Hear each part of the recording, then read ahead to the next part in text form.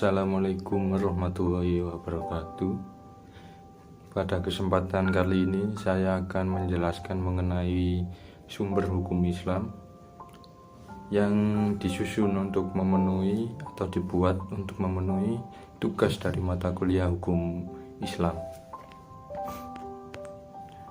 Sebelum kita masuk ke materi, sebaiknya memahami dulu latar belakang mengenai sumber hukum. Sumber hukum dalam agama Islam yang paling utama dan pokok dalam menetapkan hukum dan memecah masalah dalam mencari sesuatu atau jawaban adalah Al-Quran sebagai sumber yang paling utama dalam hukum Islam. Menurut Kamus Umum Bahasa Indonesia, sumber adalah asal sesuatu.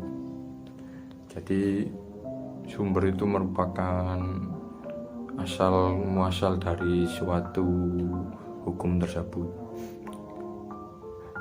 Hukum merupakan kumpulan yang bersifat teratur namun mengikat dan menghakimi masyarakat.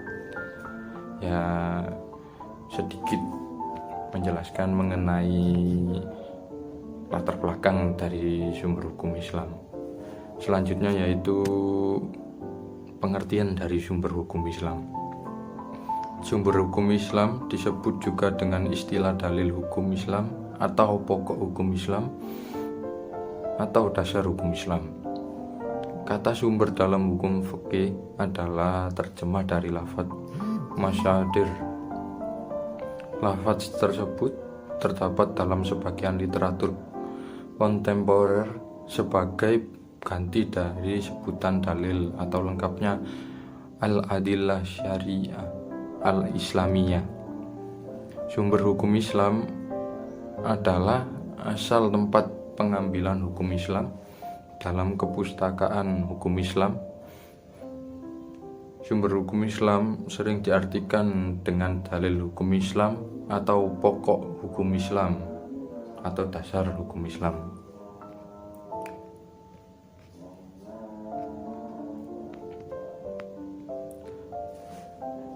Selanjutnya yaitu sumber-sumber hukum Islam. Yang pertama yaitu Al-Quran. Sumber hukum Islam yang paling dasar adalah Al-Quran sebagai kitab suci umat Islam. Tentu saja Al-Quran sebagai tiang dan penegak. Muatan Al-Quran berisi tentang anjuran, ketentuan, larangan, perintah, hikmah, dan masih banyak lagi. Bahkan di dalam Al-Quran juga disampaikan bagaimana masyarakat yang berakhlak dan bagaimana seharusnya manusia yang tidak berakhlak. Yang kedua, hadis.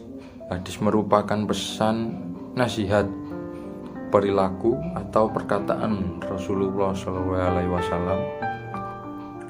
Hadis mengandung aturan-aturan yang terperinci dan segala aturan secara umum.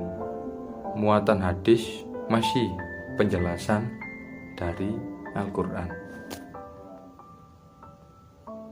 Selanjutnya yaitu ijma. Ijma dibentuk berdasarkan pada kesepakatan seluruh umat mujtahid atau ulama setelah sepeninggalan Rasulullah SAW. Kesepakatan dari ulama ijma tetap dapat dipertanggungjawabkan di masa sahabat tabi'in dan tabi'in. Yang keempat, qiyas. Qiyas adalah sumber hukum yang menjadi penengah apabila ada suatu permasalahan. Apabila ditemukan permasalahan yang tidak ditemukan solusi di Al-Quran, hadis, ijma, maka dapat ditemukan dalam qiyas. Qiyas menjelaskan sesuatu yang tidak disebutkan dalam tiga hal tadi dengan cara membandingkan atau menganalogikan menggunakan nalar dan logika.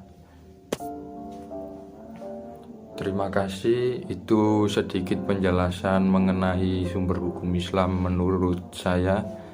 Mohon maaf apabila terdapat kesalahan baik pengucapan ataupun bahasa yang ditampilkan di PowerPoint. Sekian dari saya. Wassalamualaikum warahmatullahi wabarakatuh.